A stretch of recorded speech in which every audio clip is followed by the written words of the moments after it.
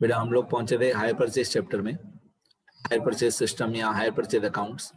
मैंने कल बैकग्राउंड बताया था इस चैप्टर का कि इस चैप्टर में हम मिस्टर ए हैं, हम ऐसा अज्यूम करेंगे कि हम मिस्टर ए हैं, हमने कोई एक एसेट खरीदा है और मिस्टर बी ने एसेट कोई बेचा है। फिर हम इस एसेट का पैसा इंस्टॉलमेंट्स में पे करेंगे। तो ये एक एग्जांपल, एक क्वेश्चन मैंने बनाया था खुद का ही कि हमने मिस्टर ए ने 1 लाख रुपीस की एक मशीन खरीदी मिस्टर बी से ऑन 1/4/2025 और उसका पैसा हम लोगों ने, मशीन का पैसा हमने धीरे धीरे पे किया इंस्टॉलमेंट्स में। सेम डेट पे 1/4/2025 पे हमने डाउन पेमेंट पे किया 20,000, फिर बाकी का पैसा हर साल एक इंस्टॉलमेंट 38,000, 35,000, 22,000। टोटल हमने कॉन्ट्रैक्ट प्राइस पे किया 1,15,000, ये मैं बता चुका हूँ। तो 15,000, 15,000 जो हमने ज़्यादा पे किया उसको टोटल इंटरेस्ट बोलेंगे 15,000 को। अब मिस्टर बी जो है, सेलर जो है, वो 10% इंटरेस्ट चार्ज करता है, डेप्रिसिएशन 20% हमको कैलकुलेट करना है बाय SLM। ये सब मैंने लास्ट वीडियो लेक्चर तक बताया था। फिर मैंने बोला था ऐसी एक स्टेटमेंट हमेशा हर क्वेश्चन में बनानी है। अब शुरू करते हैं आगे। इस स्टेटमेंट में सबसे पहले 1/4/2025 आएगा जो हमारी परचेज की डेट है, और यहाँ पे पर्टिकुलर्स के कॉलम में सबसे पहले लिखेंगे कैश प्राइस। तो हमने जो मशीन खरीदी उसकी कैश प्राइस थी 1 लाख रुपीस। तो ये अच्छी तरह से ये स्टेटमेंट सीखना, इस स्टेटमेंट के बिना कोई भी क्वेश्चन पॉसिबल ही नहीं है। तो ध्यान से स्टेटमेंट का फॉर्मेट सीखना कि कौन सी कैलकुलेशन कैसे होती है। तो 1 लाख रुपीस की मशीन हमने खरीदी। हमेशा याद रखना जब भी मैं बोलूं हम मतलब मिस्टर ए, मतलब परचेजर, हम मतलब मिस्टर ए मतलब परचेजर, ठीक है, इतना याद रखना। अब हम लोगों ने एक मशीन खरीदी, कितने रुपीस की? 1 लाख रुपीस की। तो डेट है 1/4/2025, मशीन का कैश प्राइस है 1 लाख। बाकी पीछे वाले कॉलम्स में इस लाइन में कुछ नहीं लिखना है, नेक्स्ट लाइन में लिखेंगे। यहाँ पे डेट लिखेंगे 1/4/2025। हम लोगों ने डाउन पेमेंट पे किया, जो पहले ही दिन पे हम पैसा पे करते हैं उसको डाउन पेमेंट बोलते हैं।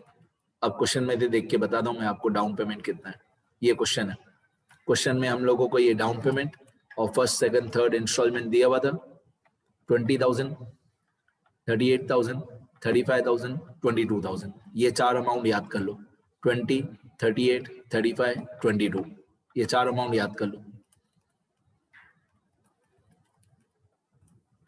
20,000, 38,000, 35,000, 22,000, ये चार अमाउंट याद कर लो अच्छी तरह।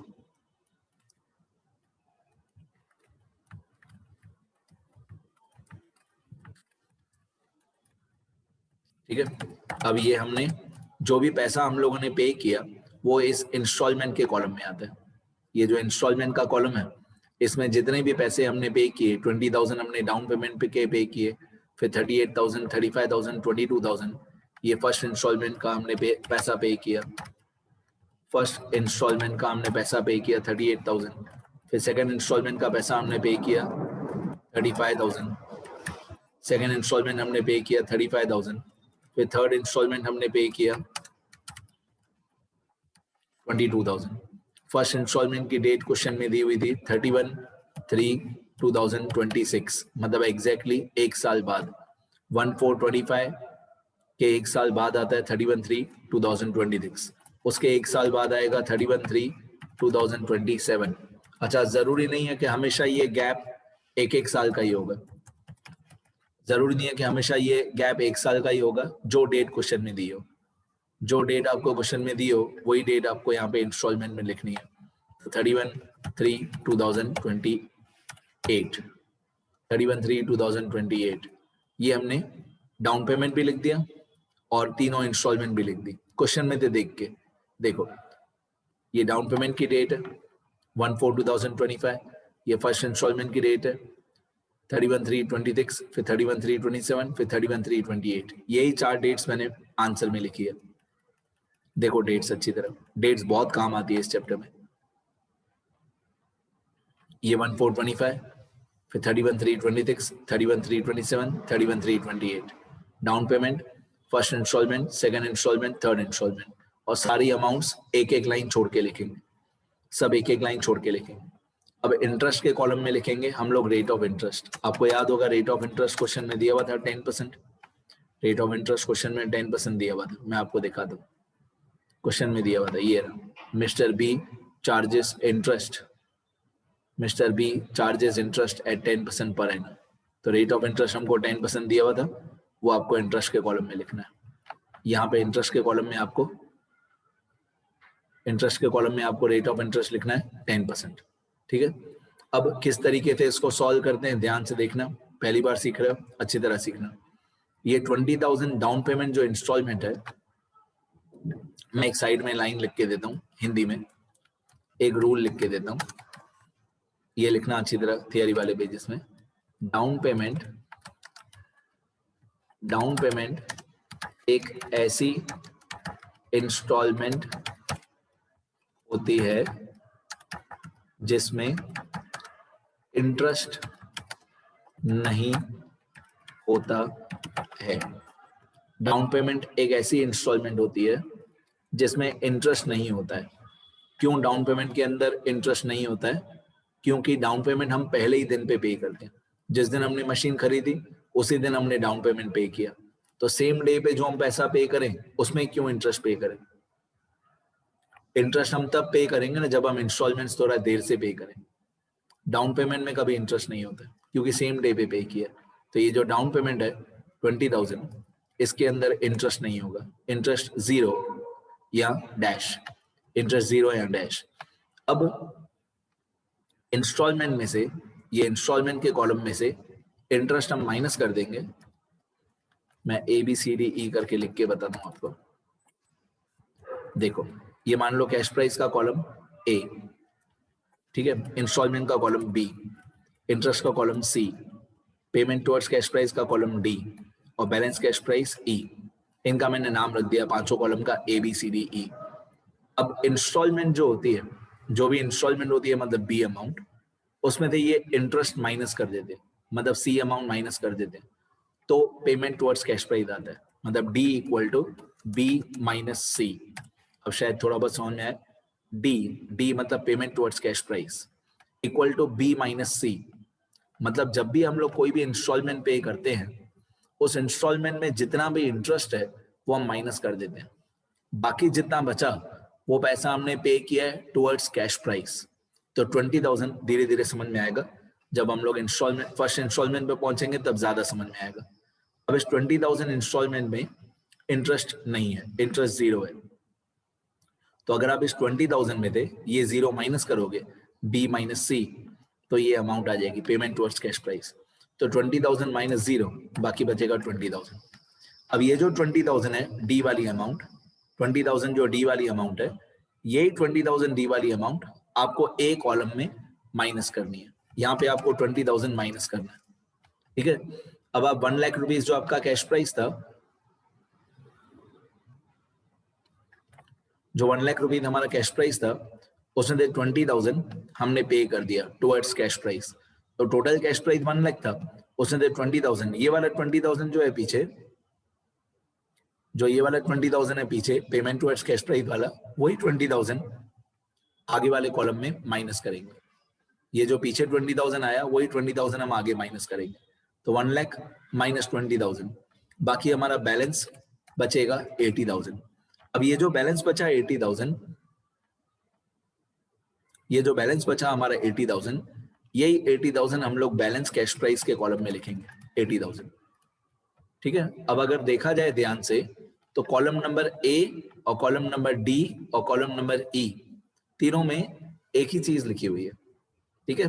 पहले 1 लाख हमारा कैश प्राइस था, उसमें से 20,000 हमने पे किया टुवर्ड्स कैश प्राइस, ये 20,000 फर्स्ट कॉलम में माइनस कर देंगे, बाकी बचेगा 80,000, ये बैलेंस बचा 80,000, इसी 80,000 को पीछे लिख देंगे बैलेंस वाले कॉलम में, ठीक है। अब हम लोग ये देखेंगे कि कितना गैप है।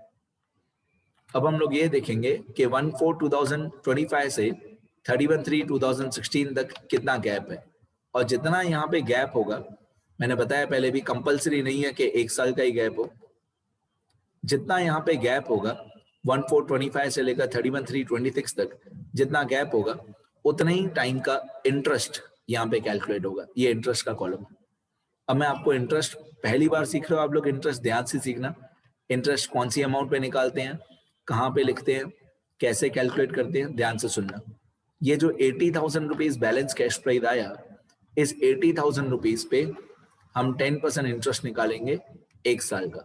एक साल कहाँ से आया, ये 1425 और 31,326 का जो गैप है, उस गैप का कितना टाइम पीरियड है, एक साल। तो हम एक साल का इंटरेस्ट निकालेंगे, इक्वल टू 80,000 मल्टीप्लाई 10% मतलब 10/100 मल्टीप्लाई 1 मतलब 1 ईयर, मल्टीप्लाई 1 मतलब एक साल का इंटरेस्ट। अगर समझो 3 महीने का गैप हो तो 3/12, 6 महीने का गैप हो तो 6/12, और एक साल का गैप हो तो मल्टीप्लाई बाय 1 मतलब 1 ईयर।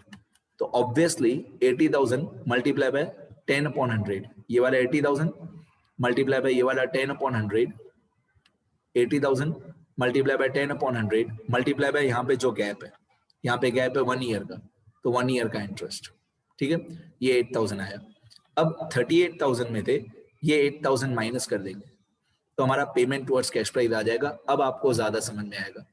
जो हमने फर्स्ट इंस्टॉलमेंट पे की 38,000, उसके अंदर 8,000 हम लोगों ने, 8,000 हमने पे किया टुवर्ड्स इंटरेस्ट। तो हमारी जो इंस्टॉलमेंट थी 38,000 की, उसमें 8,000 तो हमारा ब्याज में चला गया, इंटरेस्ट में चला गया। तो बाकी कितना बचा, ऑब्वियसली बाकी बचा 30,000। तो बाकी जो 30,000 बचा वो हमने पे किया towards cash price, payment towards cash price, मतलब B minus C equal to D। तो 38,000 में थे, 8,000 इंटरेस्ट था, तो बाकी हमने कैश प्राइस, या इसको लोन भी बोलते हैं, पेमेंट टुवर्ड्स लोन भी बोलते हैं, या पेमेंट टुवर्ड्स कैश प्राइस भी बोलते हैं, 30,000 पे किया। अब यही 30,000 जो हमने पे किया टुवर्ड्स कैश प्राइस, ये 30,000 हम लोग पहले कॉलम में माइनस कर देंगे। 30,000 यही 30,000 हम लोग पहले कॉलम में माइनस कर देंगे। अब 80,000 में थे, 30,000 माइनस कर देंगे, तो 80,000 माइनस 30,000, बाकी बैलेंस आएगा 50,000।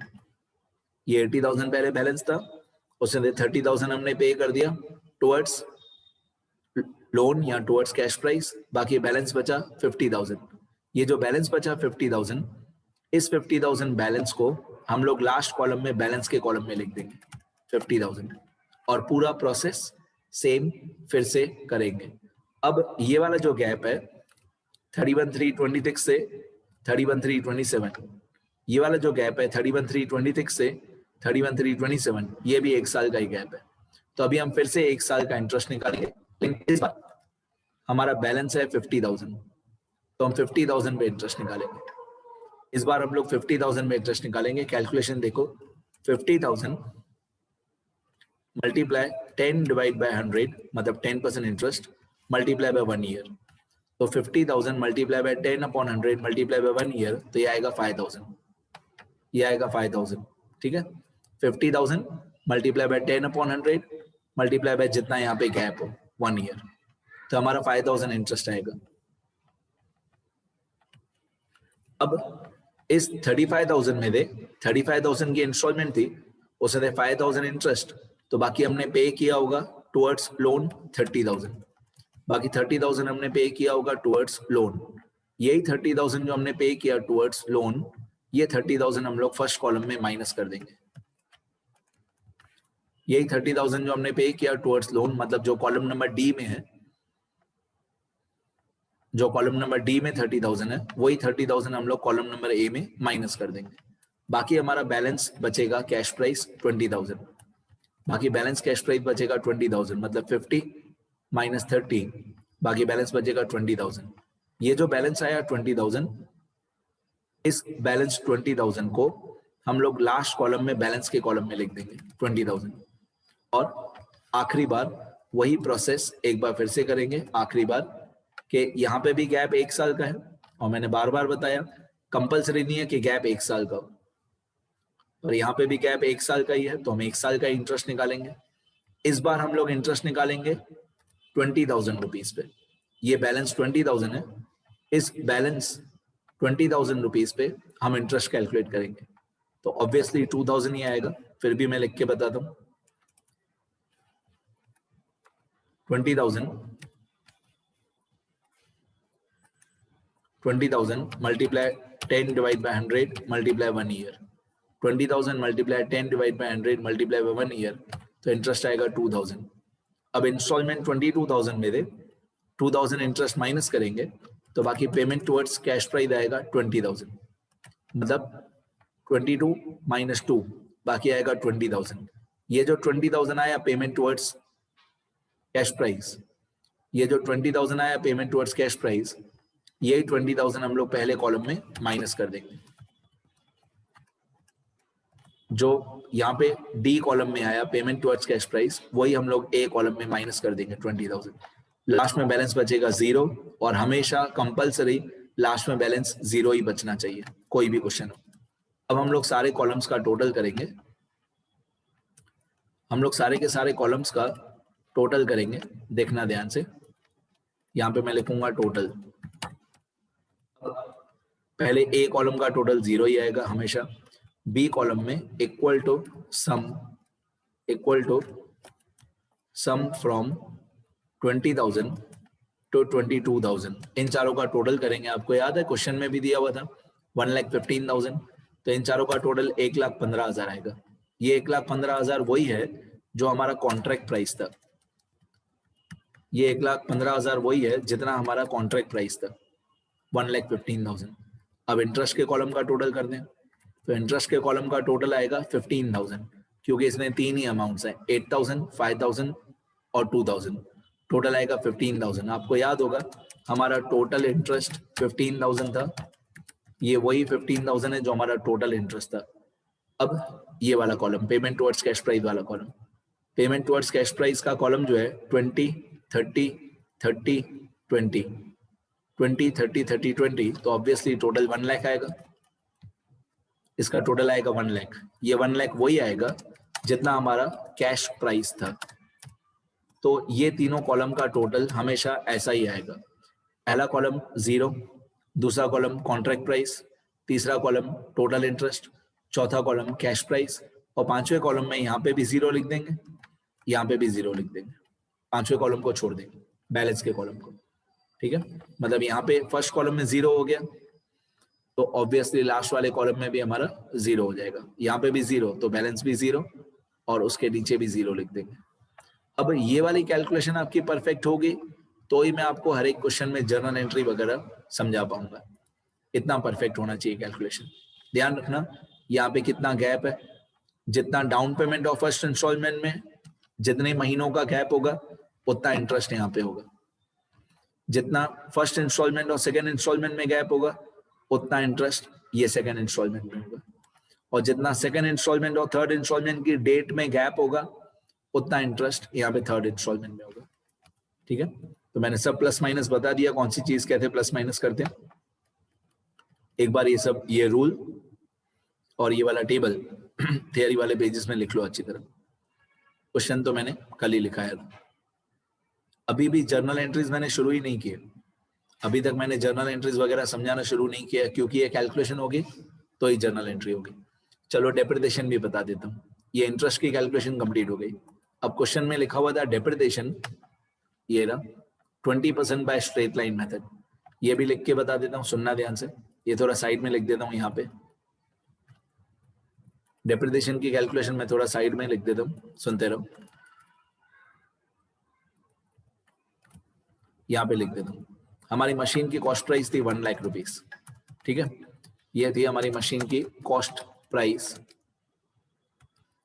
1 लाख। अब याद रखो जो कॉस्ट प्राइस होता है वही कैश प्राइस होता है, सीपी सीपी सीपी नहीं लिखना, नहीं तो सब जगह पे सीपी हो जाएगा। कॉन्ट्रैक्ट प्राइस भी सीपी होता है, ठीक है, तो सीपी नहीं लिखना, शॉर्टकट नहीं मानना, जो कॉस्ट प्राइस होता है वही कैश प्राइस होता है।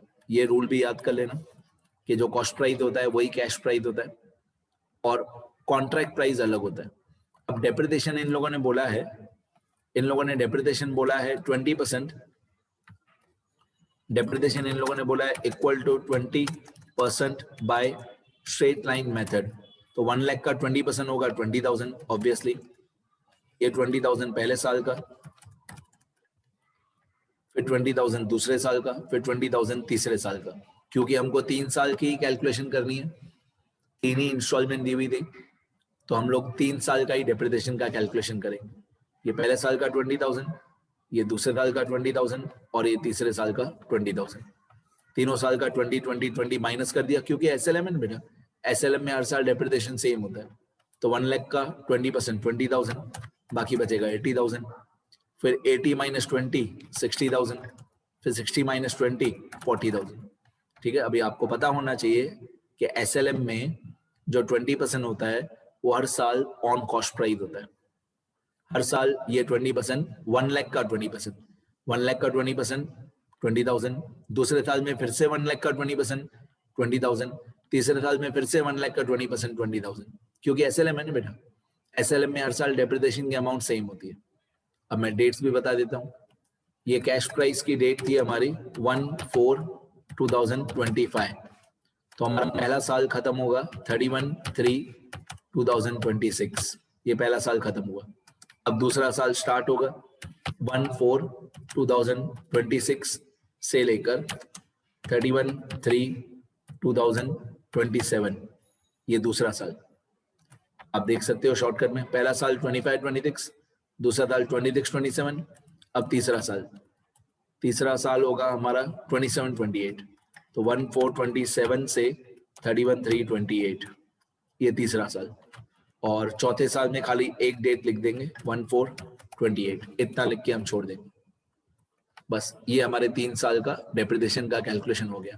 क्वेश्चन में लिखा हुआ होगा show the calculation of depreciation up to 3 years, या write the journal entry up to 3 years, ऐसा क्वेश्चन में बताया हुआ होगा।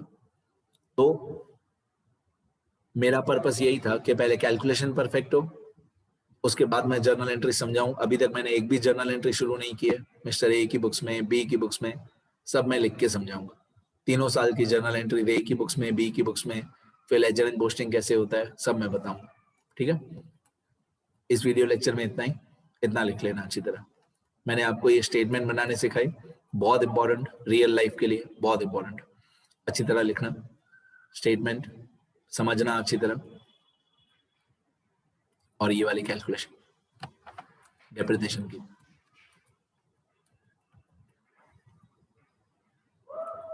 ठीक है, इतना लिखो सब अच्छी तरह।